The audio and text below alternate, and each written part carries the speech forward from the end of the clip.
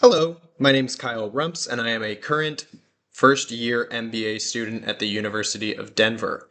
I'm here in Austin, Texas at South by Southwest, attending my second day of the conference. And for my third session, I had the pleasure of sitting through Mastering Film Finance Proven Funding Strategies for Short Films. This was hosted by Ramphis Mirthil, who is a producer of television and short films, Taylor Shaw, who is the senior outreach lead for Film Kickstarter, and John Treffley, who's a producer and short film expert. Going into this, I was really excited as I'm interested in pursuing finance as well as breaking into the film and television and live entertainment industry. I was really hoping that out of this panel, I would get greater insight into how the structure of this funding works, the breakdown of how to manage budgets, as well as creating a creative output that satiates the artist's original intent. However, I did feel that this one ended up being much more of a advertisement for Kickstarter for filmmakers, as well as appealing more to filmmakers and creatives that might not understand the finance implications or sales of getting funding for their project. Um, in it, they discussed different modes of getting funding, whether that be through individual donors, through grants, through crowdsourcing, and other different ways that these creatives source funds to fund their project. Um, I'd say about half of this discussion revolved around Kickstarter and how these creatives can leverage Kickstarter to build up a brand, get their idea rolling, as well as receive funding. Um, to that end, they discussed the fact that typically, you would like to have a 30-day pre-launch on your crowdsourcing, building up a buzz, and then having a actual crowdfunding round of 30 days. They also said that people should shoot for about 30% of their overall funding in that first day of crowdfunding.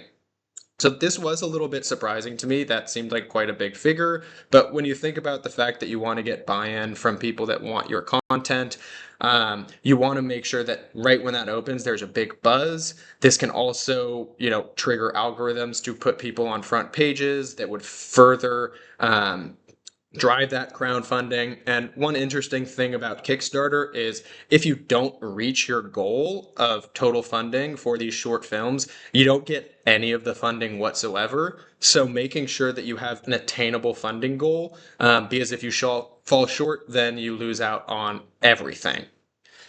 Outside of that, they discussed, how to generate partners, how to get investors. And most of this revolved around just kind of the sales aspect of fundraising. For somebody that has a background in sales, none of this was news. You should leverage your network. You should do cold calls. You should reach out to high net worth individuals that may be interested in giving back. They also talked about using donations rather than equity funding, as that can give tax breaks to these individuals. So none of this was particularly enlightening or news to me by any means. But I did find it interesting that I was sat next to two different executive producers that were showing their premieres at South by.